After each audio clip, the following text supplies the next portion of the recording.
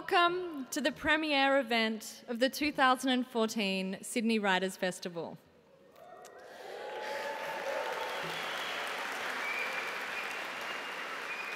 I'm Gemma Birrell, Artistic Director of the festival. I acknowledge the Gadigal people of Eora Nation, the traditional owners of the land and their elders past and present. I'd like to start by thanking the Macquarie Group for their support. Tonight is the first taste of this year's Sydney Writers' Festival. The main festival week runs from the 19th to the 25th of May, with events down at the wharf on the harbour, reaching throughout Sydney to Bondi Beach, the western suburbs and up into the Blue Mountains. Down at Walsh Bay during the festival, the atmosphere is electric, with thousands of people milling around to absorb the ideas, the passion and obsessions on all range of subjects. There are over 400 writers from Australia and around the world, bringing their insight and knowledge, their creativity and contemplation to help us see life from a different perspective. They'll speak on topics ranging from war and politics to love and difference, humour to debauchery, and much more. Pushing all kinds of boundaries, the writers will educate and enlighten, exposing the truth, the lies, and all the grey bits in between. We'll explore the best writing across all forms, in books, film, music, animation, and television. Some of the most innovative writing and storytelling is found in today's television series. Television is having a golden age, and tonight I'm honoured to present Vince Gilligan.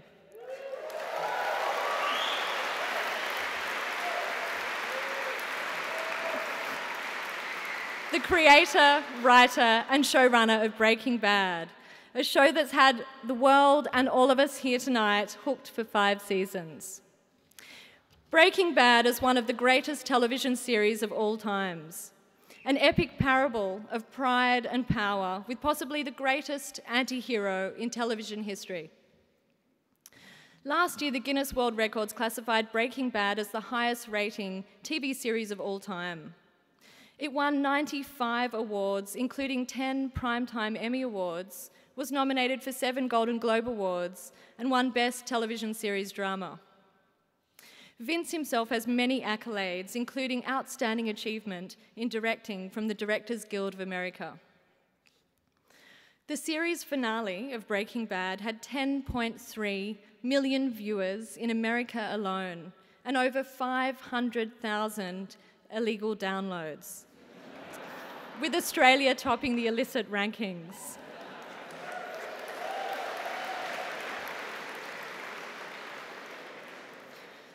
In addition to being enormously popular with all types of people across all ages, Breaking Bad is a work of art with a potent blend of cinematic camera work and some of today's best storytelling. As Variety said, it's a show whose narrative fearlessness is only matched by its boundless creativity and unpredictability. And I think all of us here tonight agree with Stephen King, who called the show the best of the 21st century. I'd like to introduce tonight's host, mathematician, comedian, broadcaster, one of Australia's best interviewers, and die-hard Breaking Bad fan, Adam Spencer. Thank you, Gemma. Oh, good evening, ladies and gentlemen. Thank you so much for coming here this evening. What an event, what a venue, what a crowd. A record sellout for a Writers' Festival show. But hey, if you're going to break a record, why not break it for Breaking Bad? As Gemma said, one of the greatest television shows ever made. If you happen to share her opinion, make some noise right now, please, yeah? He's out there. Now, this is going to be a lot of fun. Before we start, I have a couple of pieces of housekeeping. As some of you know, I've asked via Twitter for potential questions from you tonight. It's been great. Some of these questions will inform the interview this evening. I do want to share one response I got from someone at the top of the show here. Quote, Adam, I came to Breaking Bad late. I'm only halfway through Series 3. So ideally, if you limit your questions to those episodes, that would be much appreciated. End quote. Just want to say, mate, if you're here tonight, you're a fucking idiot. So let's move on. If you haven't seen the final episode yet, you should download it on your phone right now and watch it very, very quickly. But seriously, if you do have phones, turn them to silent. If you want to tweet about what is said here tonight, you can. The hashtag is SWF2014.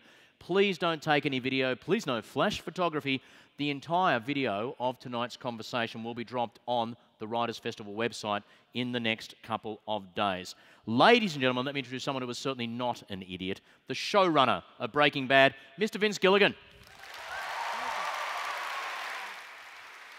Wow, man. Hey, holy crap. Man. Great to see you. Man, wow. Thank you. Wow, thank you. Thank you, guys. Thank you. You are. Wow. Got an even bigger round of applause than me. That was a bit off-putting. I read someone quoted as saying you had a vivid imagination and loved reading as a kid. What was the young Vince Gilligan like? Yeah, I did. You know, I have to credit a lot of that to the fact that I grew up basically in a bookstore.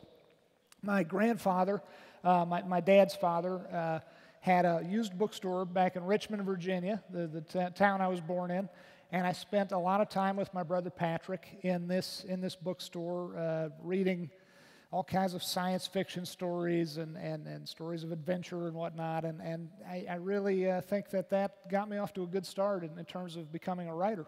Could you write from the youngest of ages? Like when you can, my kids go to school and they draw a picture, Yeah. and then they explain to the teacher what's happening if they can't write. The teacher writes, "This is us going to the pool," Right. or something. Do you ever have, pictures of you from age 3? Someone has betrayed this person. They have now killed them.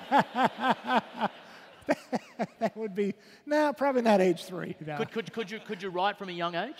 I don't. I probably not. I don't think I was any kind of savant or anything like that. I don't think I was writing or reading any younger than anybody else. But I think once I was indeed able to read and to write, I think I was probably more attuned to the idea of doing it.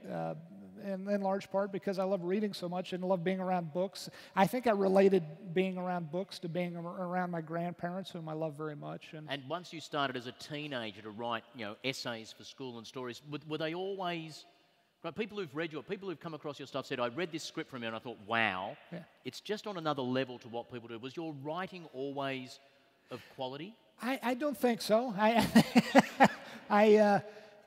think if you start with an enthusiasm towards something, you probably... I mean, I think I started off just writing as piss poorly as anyone, but I think that try again. You keep doing, you keep at it, you keep hammering away at it. I don't think my writing was anything special for a great many years, but I love doing it, and I did it to the exclusion of many other things that would have made me a more well-rounded person, perhaps. Because the big breakthrough was an episode you wrote for the X-Files. I presume we have some X-Files fans in the house tonight. Right Yes. on, X-Files. Thank you. You submitted this episode as a fan. Did you just sort of mail it in, or what happened? Well, that would be a great story. I got very lucky, but I was already working as a screenwriter. I was writing movie scripts, and it was a bit of a fallow period. But I had written a movie that had been made that no one's ever heard of, something called Wilder Napalm that had. Any fans of that? Yeah, nobody's. Let's move on. Oh, hello, security. But I was, in 1993, when the X-Files first came on the air, I was an early adopter, I guess the term is now. I was a fan from the very first episode, and I loved this show. And I'd never thought of writing for television before, not because I didn't love TV or was snobbish about it. I was living at the time in Virginia, 3,000 miles away from the center of television production in the States, Los Angeles. And I had just bought a house, and I had a girlfriend, and I had family, and I knew the only thing I knew about writing for television is that you needed to live in Los Angeles in order to write for television. So I was thinking in terms of being a movie writer. But when the X-Files came on the air, I was instantly hooked. And I was out on movie business at one point or another on the West Coast. and said to my agent, you know, have you seen this new TV show, The X-Files? It's great. And she said, well, as luck would have it... This is amazing, this connection you have to The X-Files. Talk us through this. This is the kind of story that just annoys the hell out of people. I said, you know, great show, this new X-Files show. And she said, would you like to meet the guy who created it? And I said, can you do that? And she said, well, as luck would have it, I am related to his wife. Nepotism. It gets, you know, it's why I'm up here tonight. So what was the chain? How close was this connection? It was. So you, your agent's. My agent was the cousin of Chris Carter's wife, Dory. So it was not quite like this, but it was not tenuous either. It was somewhere in between. And she said, would you like to meet Chris? He's a great guy. And I said, yeah. And I went into this meeting. I was liking it to being a bit like Kramer on Seinfeld, kind of falling ass backward into good fortune. I went into this meeting. I was out on business, on movie business, excited about some movie project that, in fact, never happened. And while I was there, I had this meeting with this Chris Carter, this gentleman who created the X-Files, and I was very calm. I was not nervous at all, as I would normally be if I were, in fact, going for a job interview. I just wanted literally to shake the man's hand and say, I love what you're doing. And in this meeting, he said, do you have any ideas for X-File episodes? And off the top of my head, I just said, well, I was in my hotel room last night, and I had all the lights off, I had the TV on, and the TV was throwing this weird shadow of me on the wall beside me, and I thought, wouldn't it be creepy if my shadow started to move independent of me? And he said, yeah, that sounds good. You want to write that up? So it sounds maddening for the aspiring writers in the audience, and I know it does. I should add that he had read a couple of feature scripts I had written, so it wasn't completely out of the blue. So a few years later, did you bump into a friend who said, I've got an old chemistry teacher who now runs a meth lab? Where did the idea for was there a moment where you had the idea for Breaking Bad? Yeah. I was making meth, and it just occurred to me no. You couldn't get it blue, it just kept coming out white. Could make it blue, yes. It's funny, I remember the exact moment the idea hit me. I don't know where the idea came from, but I was talking on the phone to a buddy of mine in about 2004, a buddy of mine named Thomas Schnauz, one of my oldest friends. I'd met him in 1986, so we'd gone to NYU film school together. And he and I had been writers on The X-Files, and The X-Files had at this point been over for 2 years because it ended in 2002. And we were on the phone just shooting the breeze and bemoaning the fact that good writing jobs like The X-Files were few and far between. And he started talking about a story he had read in the New York Times about some meth lab in Brooklyn that had made some children sick, the fumes, you know. And then, because he's a crazy bastard, he said, well, that's what we should do for money. We should put a meth lab in the back of a Winnebago, in the back of a caravan. Yeah. And I said, yeah. And then, but as he said that, it's just this idea of not so much of, obviously not of doing that, but the idea of a character who would indeed do that, a character who was like us, a couple of dopey, dorky, middle-aged guys. Why, the idea of someone who would do such a thing, instantly, it was like a eureka moment. It would just, I don't know why it hit me so hard, but it did. And I think in hindsight, it was the idea of a midlife crisis, a very terrible midlife crisis that kind of, if not appealed to me, it struck me because I was about to turn 40 within a couple years. And I was thinking, boy, midlife crises, I'm probably going to have a bad one, And I don't know, I guess that's what struck me about it. So in hindsight, that's the germination of one of the greatest TV shows of all time. But it was not apparent to many people at networks you approached with the concept that they were saying no to one of the greatest TV shows of all time. You got a lot of thanks, but no thanks, didn't you? We did, but to be fair, everybody gets more no's than they get yeses. They really, it really is a truth of the business that more people say no than say yes. And in fact, the first people I pitched it to were two gentlemen named Zach Van Amberg and Jamie Ehrlich, who run Sony Television back in the States. And I went into a meeting with them. I'd worked with them previously on an ill-fated pilot that never went anywhere, but they said, we like working with you. Anytime you have an idea, please pitch it to us. And I pitched this crazy idea to them. I was very excited about it. And they, in fact, said yes. So that first, they kept me on the hook a little bit for a few days. They kind of looked kind of wide-eyed, kind of like deer in the headlights as I was pitching it to them. But they nonetheless said yes. But then we went through we went through the rounds of broadcasters, of networks, and that indeed, as you mentioned, that's when we started to hear a lot of no's. One group suggested if he wasn't making meth, if he was counterfeiting banknotes, yes, we'd do it. Yes. That would, no offense, I wanted to watch that. Well.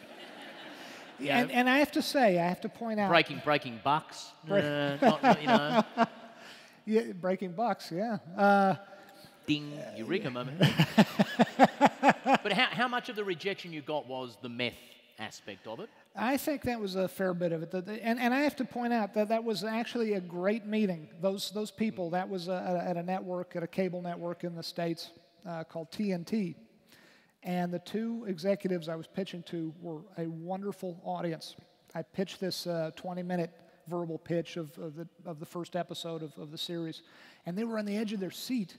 And it should be pointed out that a lot of times when you pitch stuff, a movie or a TV show, the people you're pitching to, they hear a lot of pitches, and they're not really good actors in the sense of feigning interest. So a lot of the time they sit there like this, and then they're... and then you finish your pen, you're just flop sweating all over the place. Like this is going horribly. And in fact, because of this, my girlfriend Holly, I practice to her these pitches before I have to go do them, and I say to her, look as bored and as antagonistic as you possibly can. Is she good at it? She's good at that period. Yeah. No. But. She's very helpful in that way because a lot of times that's what you get. But in this TNT meeting, which was very unusual for me, these people are like, then what happens? Oh, that's great. Oh, I love it. And then they said at the end, they looked crestfallen, and they said, we hate to sound like a couple of Philistines. We have to ask, could it be perhaps counterfeiting of banknotes instead of meth? And I said, well, and they actually kind of stopped me, and they said, you know what, that was a terrible question. We're going to have to pass. We would be fired if we bought this show. But we just want to say we hope it goes somewhere. It was one of the best meetings I've ever had. And what was amazing too was, because then another network, FX, say yes, they buy it, they say, sorry, we can't make it, and they do something rare and agree to let someone else, AMC, come aboard. There are so many dominoes that could have stopped. That in some ways, in hindsight, great show. We're very lucky to have it. Luck is the operative word here. I mean, luck describes everything about this endeavor. It describes it. It's the ultimate reason I'm sitting up here tonight. We worked very hard, and we gave it our all, and we gave it. We worked to the extent of our abilities and talents, but luck is the greatest factor in Breaking Bad's success, and there's just no way around that. And I feel lucky to be here. And really, you're right. It was a lot of these moments. Getting our director of photography, Michael Slovis, who really is as responsible for how good the show is as anyone. The beautiful photography, the cinematic look of the show. He got a call from his agent in New Jersey, where he lives, one night, and his agent said, would you like to work on this show called Breaking Bad? He says, I've never heard of it. It had been on the air a year at that point. And he said, I don't know of it, and what is it, where is it shoot? That's my main question. And they said, well, New Mexico, 2,200 miles away from where you live. And he said, nah, no thanks. And as luck would have it, his wife was in the other room watching TV, and she said, "Who was that on the phone?" And he said, "Oh, just some offer for some show called Breaking Bad." And she said, "Breaking Bad? I've seen that. That's good. You should say yes." if she hadn't thank God for her. Her name is Maria, and I'm thankful. If it wasn't for Maria, we'd never have that scene with the camera going up. Yeah, I mean, you know, there were a lot of wonderful cameramen, directors of photography in Hollywood, but that magic that Michael Slovis brought to the show, we wouldn't have had. So. Okay, so this is what is fascinating about television, because we look back now at something that's run its course and sits beautifully, but like when you're shooting day one, you're shooting episode 1. Yeah. Series 1. Are you assuming that is all you've got that season and it's wrapped? Was it already wrapped? At what stage? How far are you planning ahead? And how many times do you have to go, okay, stop, we can open up a bit wider? Now, that must be hard. It is, and there's no right way to do it. There's no wrong way to do it. You can plan as far ahead as you see fit. I personally haven't done this kind of stuff for more than, haven't been, you know, trying to make movies and TV shows for over 20 years. I know that it is a very difficult emotional roller coaster to ride, and the further you plan ahead, what's the old expression, men plan and God laughs. You know, it's that goes double for when you're working in the movie and the TV business. So planning ahead, you do it at your own emotional risk, because the odds are you're going to get cut off at the knees, you know, sooner rather than later. So, for instance, when I was directing the pilot, I felt very lucky to be directing the pilot. I had only, and this was amazing that AMC allowed me the opportunity to direct the pilot. I'd only directed 2 hours of network television prior to that, but I felt lucky to be allowed to experience directing and to get, you know, yet another hour of TV, so to speak, under my belt. I wasn't planning that far ahead, because most pilots, even once they're shot, don't get ordered to series. So at every step of the way, I was waiting for the other shoe to drop and assuming the worst. Okay, and you've even got a director of photography. The show's been running a year. He hasn't heard of it. Yeah. At what stage do you realise, actually, wow, this is getting big? Is there a single moment? Is there an award? Is there an event? Is there something where you realise this is actually now a massive show? Yeah. Well, and I should also mention, by the way, it's not that we did not have 2 excellent directors of photography before Michael Slovis came along. I use him as a good example. But we had John Toll on the pilot, fantastic. And then we had Ray Villalobos, who was also wonderful. When did it dawn on me that we had something? Later than you would expect. I think, I mean, we were proud of the work we were doing from day one. I was over the moon about what a wonderful job Bryan Cranston was doing right from the get-go, for instance. And I loved all my writers. I loved all our department heads. But I didn't know we had a show that would have legs that would get me to Australia, for instance. You know, I didn't know we had anything like that until at least probably series, as you would say, series 3 or series 4, I would think. It really, at the end of every series, we had to wait several months to hear whether we would be picked up for a subsequent series. It was not a sure thing, to say the least. Well, and you said yesterday, James Valentine interviewed you on the ABC. You said, in terms of planning forward and leaving little things in the plot, there was one corner you'd painted yourself into that you thought, actually, you almost might not be able to get out of this. So for serious devotees, what was the little plot line that almost you were going to have to go back and pretend it never happened? We prided ourselves on painting ourselves into story corners that seemed impossible or nigh impossible to but even by your standards, there was one that was pretty hairy. There was one, and it was in series 3. It was when Walt finds himself in the junkyard, trapped with Jesse inside the Winnebago with Hank, his brother-in-law, knocking on the door. We were so proud of ourselves. We got that was the end of Act 3, I believe, with one act to go to resolve it all within that episode. And we got to that point. We were so proud of ourselves because we said, oh my God, everyone's going to be on tenterhooks, you know, just on the edge of their seat. And then we're like, oh shit, now how the hell do we, how do we get out of this? That never happened. And I have to say, we 7 of us, my 6 excellent writers and myself, 7 of us sitting around a room, our writer's room for probably a week, maybe more. It seems that way in hindsight. It's at least the better part of a week. We sat around trying to figure out how Walt will extricate himself from this situation. And if you've seen it, it's actually a very simple answer. It's a very nefarious, nasty way that you can tell even he feels bad about. But if you haven't seen it, I won't ruin it for you. But that's why Walter White was such a genius, because he could come up with, in about 5 or 6 minutes of his chronology, he could come up with what it took 7 reasonably bright people a week to come up with. So take us inside the writers' room. I was talking to one of Australia's great actresses, a woman called Kate Mulvaney, a couple of days ago, and she said television and drama writers' rooms have rules. Yeah. Someone sits in a certain place. Someone runs the whiteboard, either because they've got really neat handwriting or they're a control freak or whatever. What were the rules? How did the Breaking Bad writers' room run?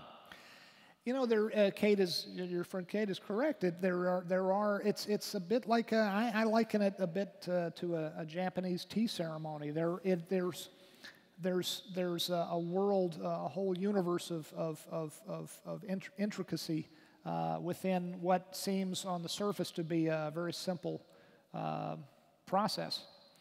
And in our writers' room, although it's interesting, a lot of people in the States use dry erase boards, those whiteboards. Those are verboten to us. We do it exactly like I learned to do it on the X-Files, is the short answer. But we use 3-foot by 5-foot cork boards, and typically actually pretty much all the time in Breaking Bad, I was the person who wrote the cards. I would write on these index cards, and I would use black Sharpie pens, and you'd squash the tip down just so, because the line that you're writing needs to be of a very precise thickness. By the way, this is all asinine kind of bullshit. There's no reason you have to. You do it any way you want. For any writers in the room, this is pornography at the moment. Just keep going. It goes without saying, I would hope, that you can. Anything that works for you. If you work best standing on your head, by all means, stand on your head. But this worked well for us, because I think in that tea ceremony sort of way, it helped us. Actually, I don't know that much about the tea ceremony, but all I know is I sound like I know what I'm talking about. This, however it worked, this helped us focus our thinking, and each card represented not a scene, but like a plot point of a scene. Typically a scene was 2 or 3 or 4 cards. When this entire corkboard was filled in with teaser, Act 1, Act 2, Act 3, Act 4, then we knew we had an episode. We had something over the years called card creep, which is that in the pilot episode of Breaking Bad, or the first couple episodes, we only had 4, 5, 6 cards representing each act, and then we got so that we had so many cards that cards crept. There was card inflation. But for all the cards that make it, there are cards that get written on and thrown away. I mean, we watched the series and think that's what you wrote. Yeah. You must have toyed with some weird or bad ideas that. Oh yeah. Of all the plot lines you considered that you didn't go with, what would have most made me vomit when I watched it? Where did the collective mind go in a dark time, and then you just went, no, let's not go there? It's I don't have any great vomitous type stories. I vomit very easily. I can tell you, we did want to do something with. Well, let's see. This was pretty nasty. At a certain point, when Jesse was very much on the outs with Walt, we wanted him to get revenge on Walt by seeking out Walter Jr. and hooking him on meth. So that would have been a bit vomitous. I love the way you say we were going to take the amazing R.J. Mitty, phenomenal. Incredible actor, an actor with mild cerebral palsy, and kudos to you guys.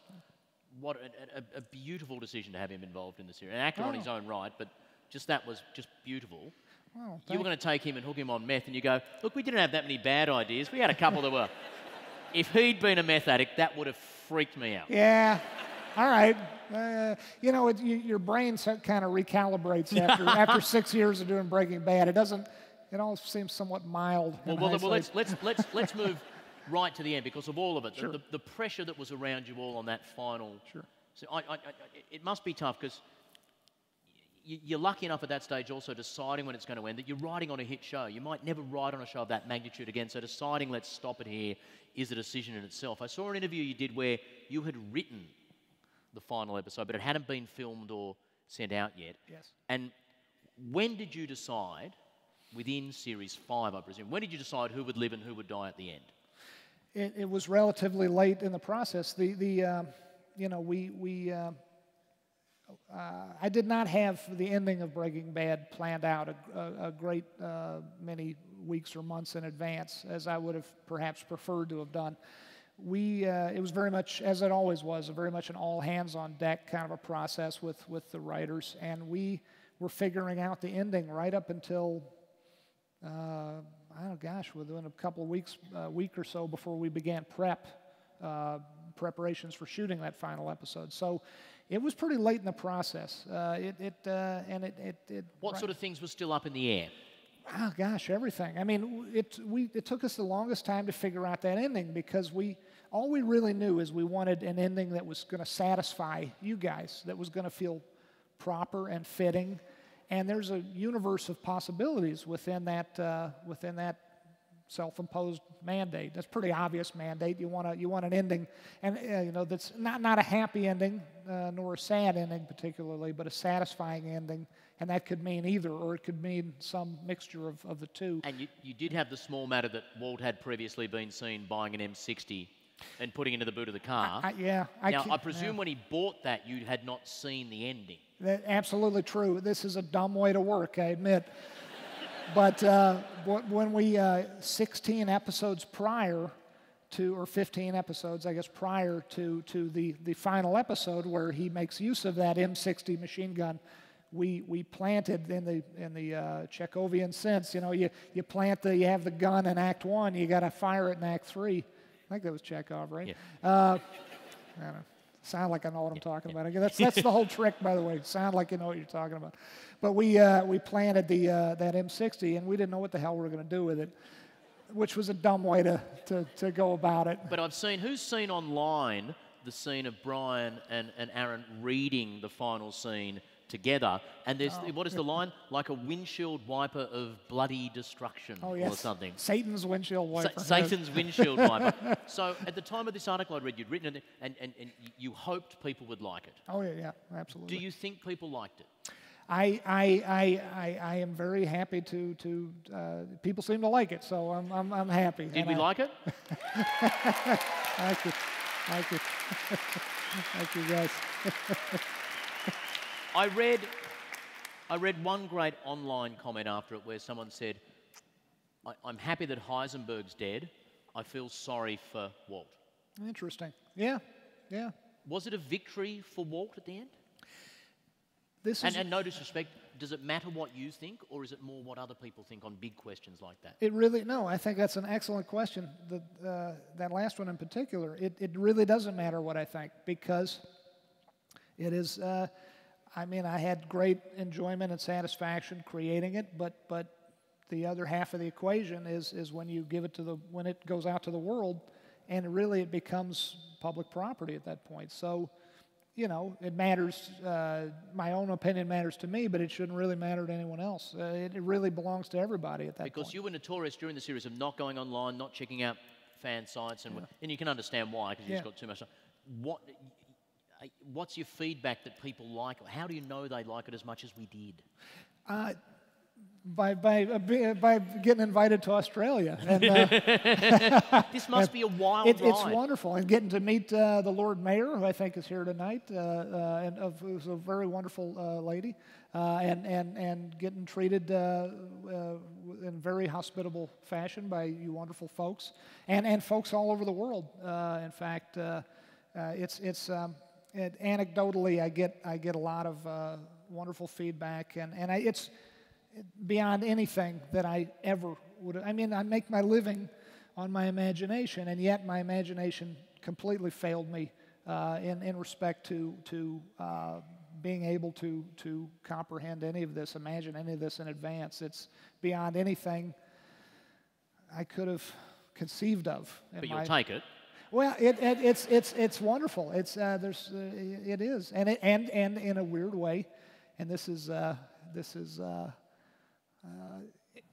it's daunting because it makes you ask yourself, is this it? And then it's all downhill from here.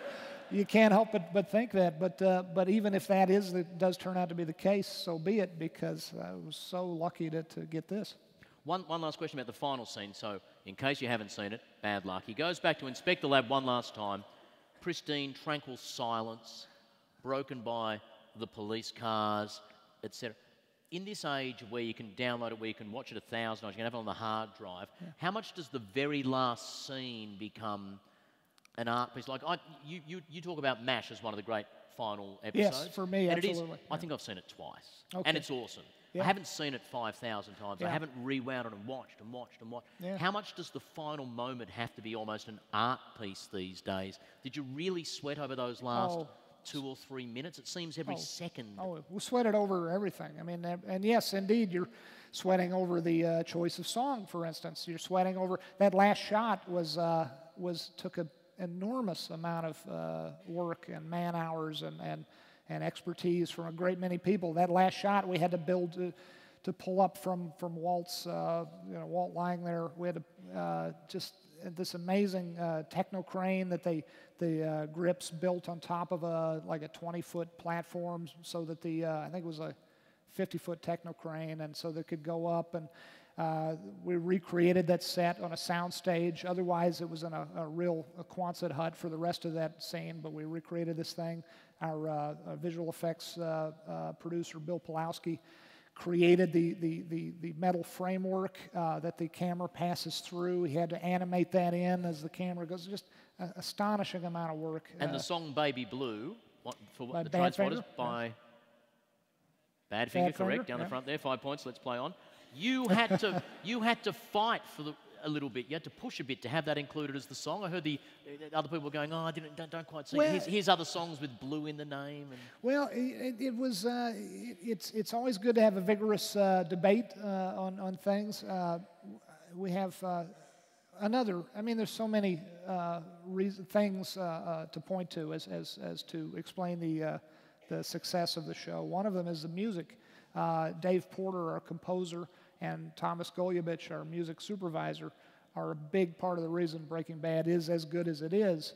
To start with, they used music very sparingly, and they put music in very, very seldom. But when they chose to put it in, either in a composed bit by Dave or in a needle drop, as we call it, found by Thomas, we spent those moments very wisely, so to speak.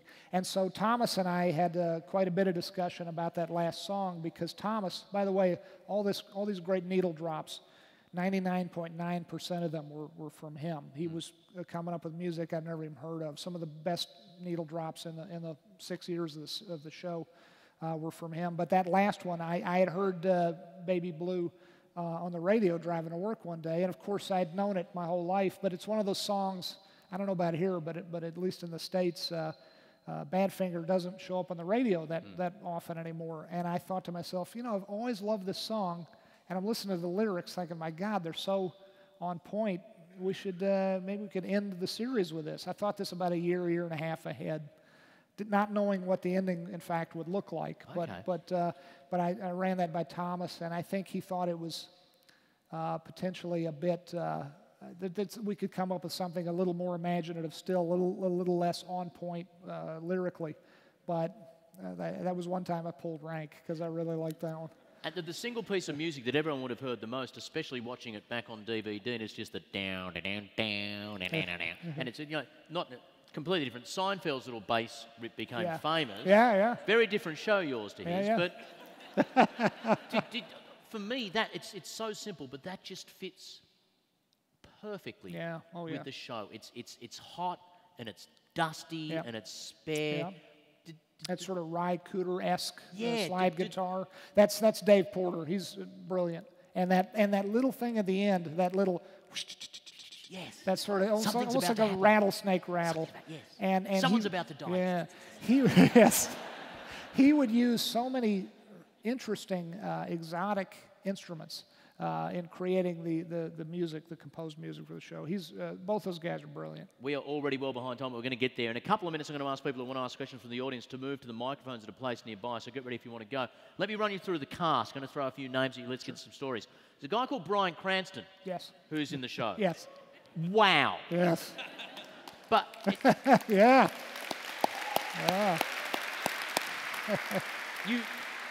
You first worked with him on an X-Files episode where he played a character who, when he auditioned, you said OTW. OTW, off to wardrobe. That's right. What is it about Bryan Cranston that worked, and what was it that made you think, just this is it? He was, and I didn't know who he was at this point. This was about a year and a half before Malcolm in the Middle was created. He was just... For this particular episode of The X-Files, we needed a scary guy, a guy who's very dramatic and intense. And we had seen some actors who fit the bill in regards to that. But we also needed someone who, even in the midst of being scary, retained some sort of humanity and sympathizability. And that's like way beyond, asking someone to pat their head while they rub their stomach. I don't know how you do those two things, how you portray those two things simultaneously, but he somehow did it. And I didn't know him from Adam. I didn't know who this guy was. And then about a year and a half later, I see a commercial for, Malcolm in the Middle, and I find out he's got this whole other range of ability with comedy. I say to myself, I didn't know this guy could be funny. He's so damn intense. The guy can do anything, as you've seen from the show. And right now he's on Broadway playing Lyndon Johnson in a play called All the Way. We saw it a couple weeks ago. He's fantastic. He's so good. And in a big, chunky pair of white Y-fronts, he just looks so pathetic and so much like I do in a big chunk. Where did the idea... I'm not being trite. That image of him... Yeah. Like, that works. Who had the idea of... just chunky, white, jock. Yeah. Nothing sexy about him. Yeah. Former chemistry teacher, now meth lord. That is underpants. Well, that's in the script, but I have to give him credit for great courage, because on the day we shot that, the first time he was ever in his tighty whities and his underpants, we were out in a Native American reservation called Tahajali, which is where we pretty much ended the series too. We're out there, and it's about I don't know what it is in Celsius. It's about 40 degrees Fahrenheit. It's pretty chilly, pretty nippy. 104.2. Is that what it is? Okay. And it's not that much, not that far above freezing, and I'm directing, and I've got a big knit cap on and a big parka, and I'm asking him. You don't want to go through life asking people. At least doesn't feel kosher to go through life asking people to do things that you yourself wouldn't do. So we're out there, and it's cold already. It's like I wouldn't be out there in my underpants, even if I was willing to be out there in my underpants. It was too cold, and I kind of wimped out, and I said, what do you think about what you should be wearing this morning in this first scene with you cooking the meth in the camper? He said, well, what's it say in the script? I said, the tighty whities. But would you be more comfortable in a pair of sweatpants? Or he said, yeah, I would be. He said, but that's not the point. The point is for the character to be who he is. I mean, this is what we talked about. It'll be all right. It'll be fine. I'm not a hothouse flower. I'll be fine. And he's very courageous. Courageous in the sense of he never worried about looking bad. And this is something that comes up sometimes with fine, excellent actors. Actors are only human. At a certain point, when you're playing a character who's as nasty as Walter White could be, it would only be human to say, "Gosh, I'm playing such a miserable bastard." Maybe what if we lightened him up just a little bit? What if we gave him a puppy? What if does he can't he help an old lady across the street before he goes and he kills Tuco or whatever? And he never did, to his credit. He never, he was fearless. He was fearless about looking bad, and that encompassed physicality, and it also encompassed likability. I'm going to run through the names of some of the other cast. Sure. Just give me like a 50-word. Who are these? Aaron Paul. Round of applause if you think they're awesome as I say them. Aaron Paul. Aaron Paul. Or should I say Aaron Paul, bitch? Bitch. He's the greatest guy ever. He walked in to audition for the role. He was found by our excellent casting ladies, Sharon Bialy and Sherry Thomas. He walked in. I didn't realize I had seen him before in an episode of The X-Files written by my friend Tom Schnauz, the guy I was on the phone with when the whole idea for Breaking Bad came to me. He was in an episode of X-Files. Didn't even recognize that, but he was fantastic right from the get-go. He told me years later, he said, "You remember how I screwed up that audition, how I got the words all wrong and I had to restart?" And I said, "Oh, you're being tough on yourself. That didn't happen. It was magic. You were great from the moment you walked in." He said, "No, I'm telling you." So we dug up the tape. We had videotaped the audition, and sure enough, he was right. He had completely botched the audition. He had gone up. He had tried to do it without having the sides in front of him, and he had said, "Oh, I'm sorry, I got to start over." And I didn't remember any of that because the moment he walked in, I was like, "This is the guy." So. If you want to see something hilarious, search for him on an episode of The Price is Right. Yes. Oh, that is the funniest. He's fantastic. We tried to put that as a DVD extra, but they wouldn't let us. The Price is Right people wouldn't let us. It's like he's already on meth. But yes. Anyway. Yes. Anna Gunn. Anna Gunn. Well, yeah. He's wonderful. And her work in particular with Betsy Brandt. Oh, yes. Betsy Brandt and Anna Gunn, these two wonderful actresses. Sisters. They really came across from the moment I met the two of them, the moment we first introduced them to one another in the audition process. They really did come across and bond as sisters. And they really, physically, they're both tall, really good-looking women who really do come across as sisters. They're both wonderful actresses. I had loved Anna on Deadwood, the series Deadwood, which was a very a show that did not last as long as it should have. A wonderful show. Although I'm glad it was over by that point, because otherwise we wouldn't have gotten her. She was fantastic. Betsy, absolutely fantastic. Betsy, whose work I was completely unaware of when I met her, and she just couldn't have been more right for that role. And Dean Norris. Dean Norris. Yeah. Can you remember? Can you remember the moment you or someone decided on the corkboard he dies? Yeah, it was. I think I called him up and told him that he was gonna. That's one thing we knew. Probably about almost a year out. Okay. It just felt right. There's no, in a horribly wrong way. Well, that sounds odd. Crippled DEA officer gets murdered by his. It sounds terrible to say it that way. Of course, there's no right or wrong to any of this. One of the many wonderful things about my job is we get to make it up. We can do anything we want, but it felt shape-wise. We talk in terms of shape in the writer's room a lot, the shape of the story, and shape-wise it didn't feel good. It didn't make us happy, nor did it make us happy to kill off Mike Ehrmantraut when we did that, but it felt proper and fitting. And Hank, it felt like, a lot of the series, when you think back on it, a lot of Highlander type moments in the sense of there can be only one. There at a certain point, Walt kind of needs to be the last man standing, and to that end, it felt fitting for Hank to.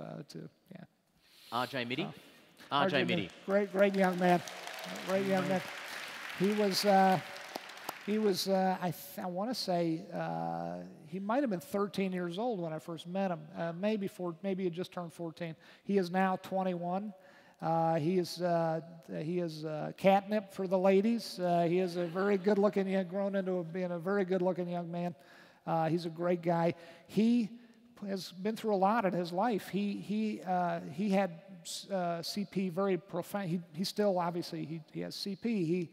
He suffered from it very profoundly as a child. He had several surgeries on his legs, and he indeed, in real life, needed to use those, I think they're called Canadian crutches, for most of his life growing up. But I I'm not sure how he did it, but he no longer needs them. He's a great guy and a wonderful young actor, and is going off and doing a great many wonderful things. That scene in the final set where he just says goodbye to Walt, when he just says it's over, that's amazing to watch. I heard he explained to someone once, so when he's down the phone saying, "No, you bastard," fuck off that. Brian was in the corner whispering his dialogue back to give him the timing. Yes, absolutely. And, as you guys know, you don't have to be off camera when you are acting against your fellow actor doing a phone scene or whatnot. But Brian, all of the actors, especially in a really crucial scene like that, would not think of not being there. And quite often they'd rather be somewhere else, but they would never, they're very, very generous in giving that way to one another. They would make a point of being there for the other actor, and Brian have just set a wonderful example for everyone. Let me give you a couple of quotes. Do you know you have rights? The Constitution says so, and so do I. Believe me, money laundering isn't what it used to be. God, I miss the 80s. I once convinced a woman I was Kevin Costner, and it worked because I believed it. Bob Odenkirk. Yes. Saul Goodman. Yes. I loved Bob Odenkirk since the early 90s when I began watching him on Mr. Show. Yes, Mr. Show. Bob Odenkirk and David Cross. Wonderful sketch comedy show. We called him up. I can't remember who had the idea in the writer's room that we should use him for, or try to hopefully use him for the character of Saul Goodman once we created a character. I can't even remember whose idea it was. But we called him up, and he agreed, and he really thought he was going to get killed off in that first season. He didn't have a clue what the show was. Yeah. The show had been on the air for two and a half seasons at that point, and he was like, "What is this thing? I'm a lawyer, and he said, I'm not actually Jewish." And I said, because you describe him as and I said, no, and it's all a made-up kind of a character he's created for himself. So he goes from thinking he's not going to last a season to having his own spin-off. When are we going to see Better Call Saul? What's going on? He's now we are. I am. Gosh, what is it now? They're back in the States. They're in the writers' room working away on Better Call Saul. They're very angry at me for having fun here down under, and but we're going to start shooting Better Call Saul. The first episode, June 2nd, and I'll be directing it, and we're going to have fun. It's going to be hopefully, knock on wood, good show. Move to the microphones if there's audience questions you want to ask. We'll only have time for a couple of quick audience questions. One question as they move to the microphones, I'll ask for the lights to come up as I do them. Which minor character, of all the minor characters, which one surprised you the most in the reaction they had from the public? I would have to say Mike Ehrmantraut, played by the wonderful Jonathan Banks. Yeah. He was, of course, he wound up being a very, being a very major character. But he started off as a character we did not necessarily assume we would see more than once or twice. Although characters who had less screen time than him, I would say Huel. People still ask, what happened to Huel? Is Huel still? So maybe Huel, played by Lavelle Crawford. We're about to take questions from the audience now. We've got to keep this quick so we get through as many as possible. Let's assume you love this guy. You think the show is fucking awesome. You got engaged to it. You've had sex to it. Whatever. Keep the questions nice and quiet. What's your question down there? Hi. So your first, I think, episode of The X-Files featured tented houses, and we saw that come back in Breaking Bad with the tented houses. Wow, you're good. Is that true? Soft light? I believe so. And there was a nod. The car company, Lariat? Larry, yes. We did a lot of nods to The X-Files. I wouldn't be here tonight if not for The X-Files. I was just wondering whether there were any other sort of seeds of things that started, you thought of way before and then thought, oh, I'll work that into, Breaking Bad. Excellent question, and I am embarrassed to not remember. Good for you. Good question. You got yourself a job. Yes. What would you like to ask, mate? Good question. There were. I feel a need to. I'm sorry, I don't have a good answer for that, but that was a good question nonetheless. There you go. Stumped me. Can't complain about asking a good question. What would you like to ask, mate? Hey, Vince. In regards to kind of a much more social side and a social reading of Breaking Bad in general, myself, like my background is from the Latin community, and the whole idea of drug distribution, of drug dealing, is a very touchy subject, which, as much as I do love the show, it does dishearten me a bit that at the end of the show, when it comes to Latin characters, the only living one is an 11-year-old that was already used as MacGuffin. How did you personally approach this subject, which obviously does have a very multifaceted side to it? Gosh. Well, there certainly is a very large Latin community in the U.S., and particularly in the Southwest, and New Mexico has a rich tradition of Latin culture, starting with the Spanish, land grant folks coming in, and I'm not sure how to answer it except to say that one of my favorite characters on the show was Gomez, the character of Gomez, Agent Gomez, played by Stephen Michael Quezada, who we thought went out like a man, along with his partner Hank, and it was definitely the characters, the Latin, the Mexican American characters were very important to us, as were the Native American characters and the if that makes sense. Yeah. What would you like to ask, ma'am? Hi, I read a great article in the New Yorker magazine which talked about the last episode, saying that in fact Walt dies in the car, and that the rest of the episode, when he actually hits the snow and the keys drop from the visor, right, that in fact becomes kind of a whole fantasy of how Walt wants to see everything end. But Fantasy fact, dream sequence ending, yes sure, or no? Sure. which I thought was really good, and I just wanted to... That is interesting. There's a comic, a comedian named Norm Macdonald, who I think was sort of promulgating that, and I think he has a webcast I'm going to go on, podcast I'm going to go on at some point to talk about that. If that is your opinion, you're free to possess it. I personally, the one time that ending ever worked in the history of literature, I think, was in the Ambrose Bierce short story Occurrence at Owl Creek Bridge, where the guy is about to be hanged, and the rope, the noose comes loose, and he falls in the water, and they're shooting at him. He's a Confederate spy or something. He's swimming, and all this stuff happens, and he gets away, and then the whole thing ends with the rope tightening. It was, the whole thing happened in a millisecond that it took for the rope to snap his neck as being hanged. It worked that one time because it was novel then. Those kind of endings feel like a bit of a cheat to me. So my personal opinion is that he died on the floor of that meth lab with the police, with their flashlights and whatnot. But I think it's an interesting theory, and I really meant it when I said earlier, this belongs to you guys as well as much, if not more, than it does to me. So it's open to interpretation if you choose to let it be. On the floor this side, yes, mate. G'day. Hi. Real quick, me and my friends have a theory, but we don't really know if it's right. And Fire like away. How you just end it. Let's find out how wrong it is right now. Who dies at the end? Does Walt die at the end, or does Heisenberg die in Ozymandias? And how was Community? Oh, that's good.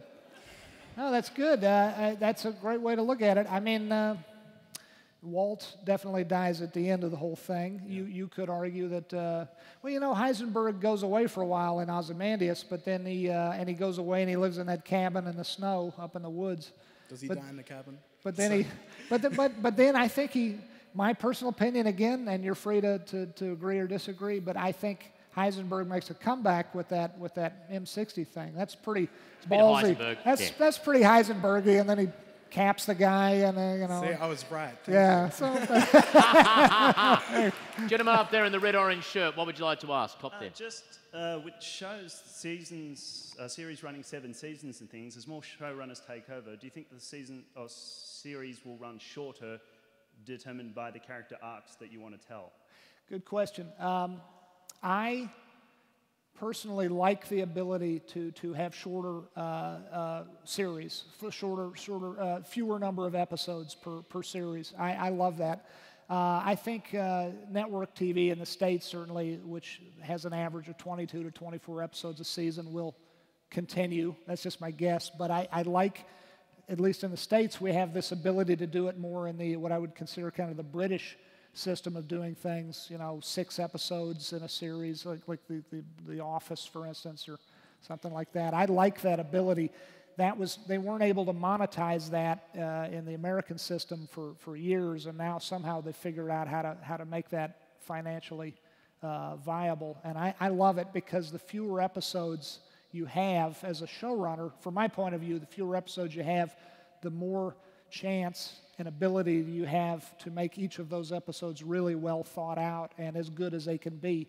I did network TV for 7 years on the X-Files. I was not the boss, but I saw it up close, and it's, going into any given season, you're going to have a couple of clunker episodes, just because it's humanly impossible to make 24 episodes, all of them sing and be wonderful and fantastic. But you can, if you work really hard at it, make a 13 or even better, a 10 or an 8 episode series really consistently good, which is what I love about fewer episodes. One of the jobs as an MC to gig with 2,000 people is have a moment when you are very, very unpopular with a few people standing at microphones. I'm going to take one more question from each microphone. My sincere apology to people second to the microphones or further back, but we have 2,000 other people out here about to come in. Fire away. What would you like to ask? You talked about how actors need to be courageous because they're putting themselves out there and they can't control the response. Obviously, Skylar White's character got this huge response, heavily disliked. Was it intended by the writers that she would have that opinion, that response by people who really didn't like Skylar White's character and really sided, really worked against her? I guess she wrote about it in the New York Times. I wanted to know how you responded to that. And what Public reaction to Skylar. Public reaction to Skylar. Very good question. It's interesting. We writers did not foresee the animus that a lot of folks, not everybody, but a lot of folks, a lot of viewers felt toward the character of Skylar. I didn't see that coming. To us, she was a really good character, just a normal person who was beset terribly by the actions of her husband. She was really in a box. She was, he always said, "I do what I do for my family," but as we all know, he's a bit of a liar. He rationalizes some terrible behavior. I think she really, truly did do what she did for her family. She says in one episode, for instance, someone has to protect this family from the man who protects this family. So I was a bit surprised by the animus from certain quarters that came her way.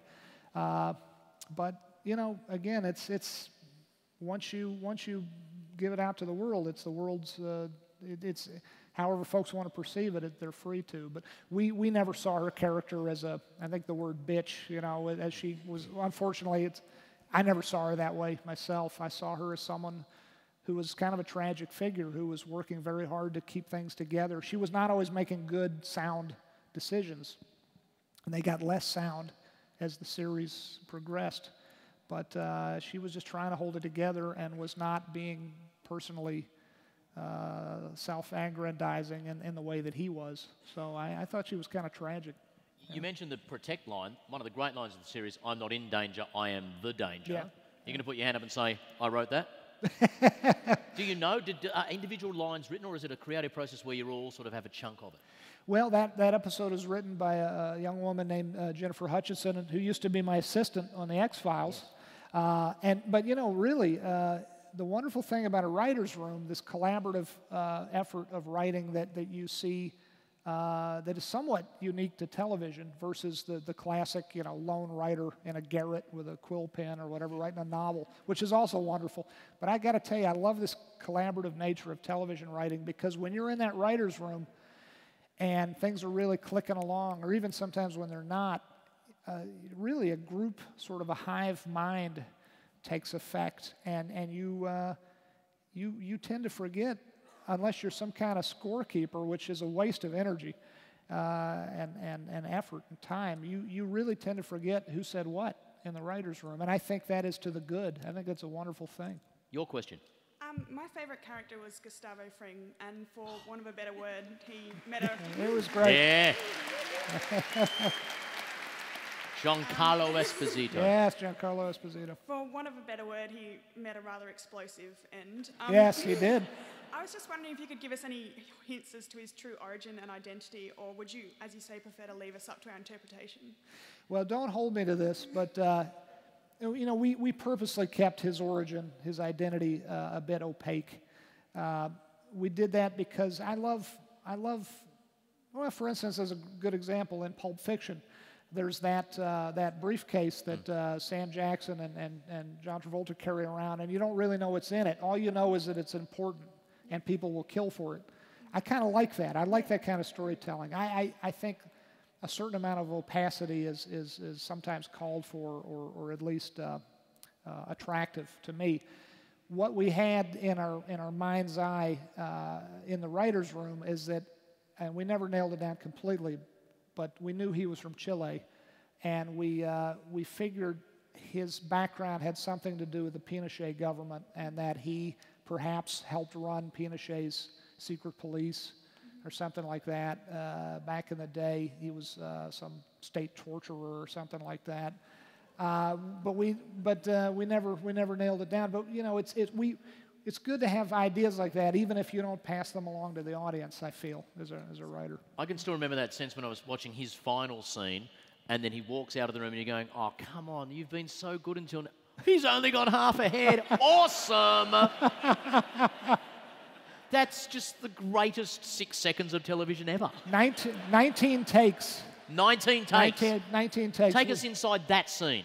Well, it's beautifully done, and again, one of those shots that was an amazing group effort. We did one take of the explosion, and it looks like one single uninterrupted shot, but it's two. There was only one take of the explosion. They blew. This was a real nursing home, but it was closed down, and they. Luckily. Because I know you can make some tough decisions, but blowing up a nursing home. You know, to knock any poor residents off the toilet or something with the big. But they use these. The explosion was done with compressed nitrogen in these huge dump tanks.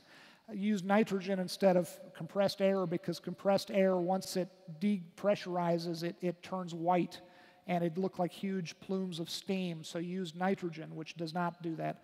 And they have these solenoids on these giant valves, and if you stood in, so there was no explosion in the sense of what we think of explosions. It was just an instantaneous release of this compressed nitrogen. But if you'd been standing in front of it, it would have killed you. It was an explosion. So boom, the door comes off, and then I yell cut, and then we do the second half of the shot, which is they had to clean up the debris from the explosion. And then they had to digitally add that back in, because the camera needed to be able to track over it.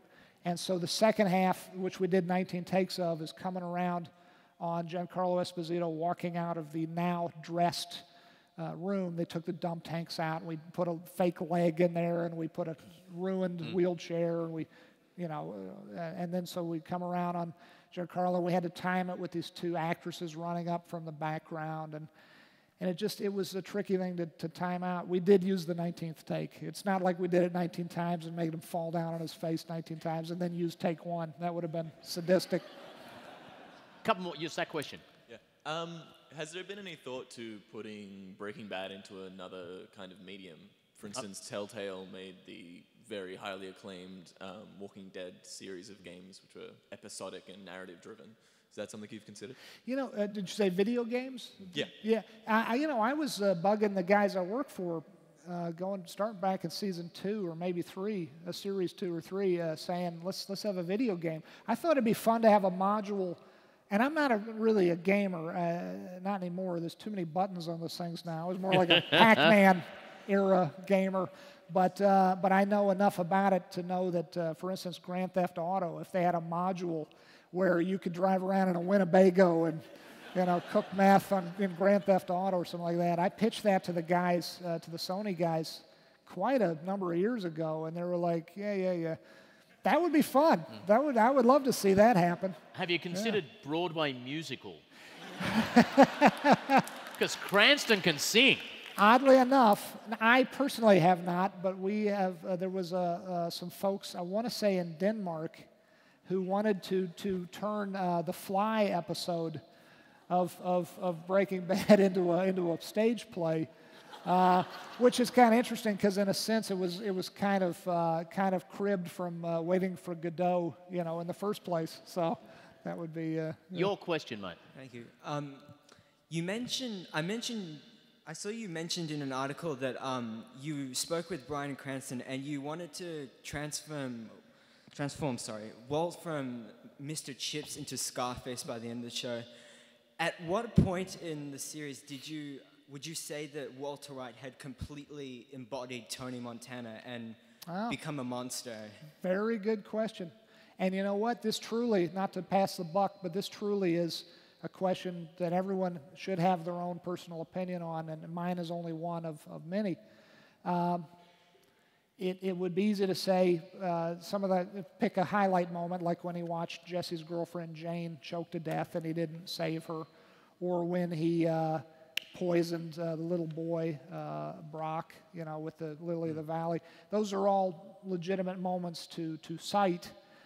But me personally, I'd go back to a much less cinematic moment, but a much earlier one in the 4th episode of our first season, our first series.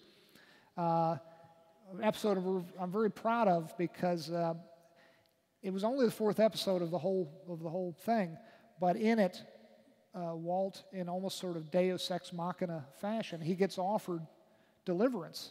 He has this rich couple, Gretchen and Elliot Schwartz, who come back into his life, or he goes to their Elliot's birthday party, and Elliot is told by Skyler about the cancer, and Elliot says, "We're going to pay for your treatment, your cancer treatment. We're going to give you a job, no strings attached.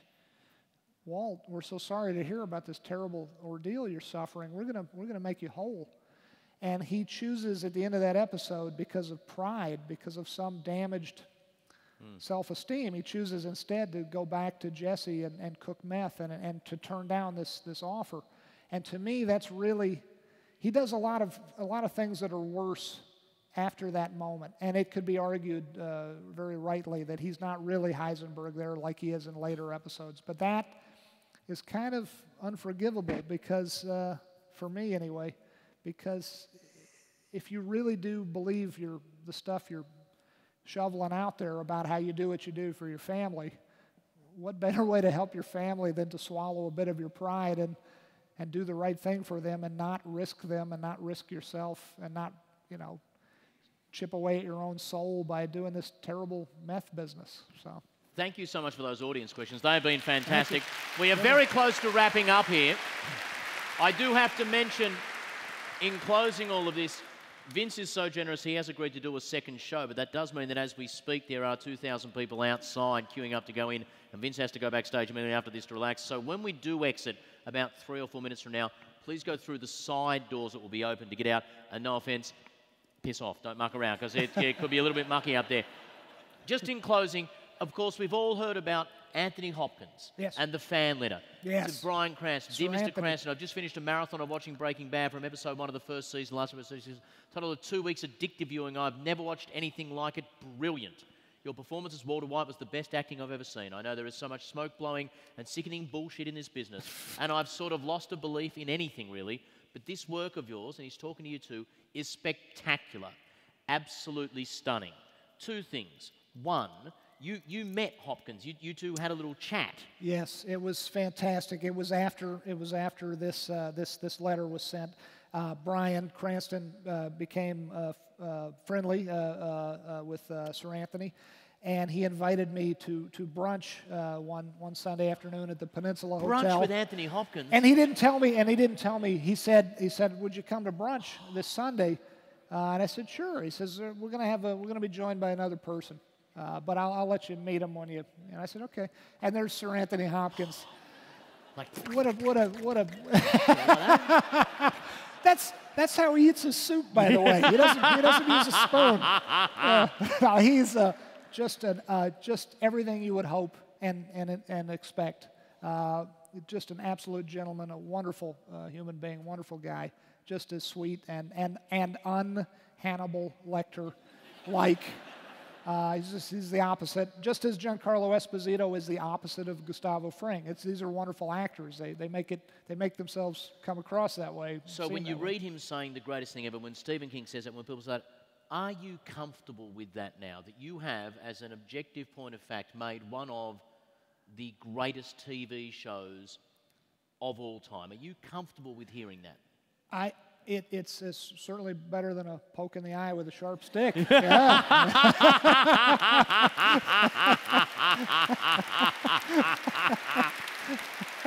Because you said yesterday, you were reflecting in that interview with James Valentine on how lucky it was it almost didn't get made and how it just happened and how people love it. And you said, quote, "This is the luckiest I've ever been." Oh, yeah. Or ever will be, likely. Yeah. Can I suggest, as random as it's all been, as much luck as it has been, we are the ones who are truly lucky. Ladies and gentlemen, Vince Gilligan. God bless you. Thank you. Thank you so much. Thank you. Thank you, guys. Thank you. Thank you. Thank you. Thank you so much. Thank you. Oh, thank you. Wow. God bless Australia. Thank you. Thank you so much. Thank you.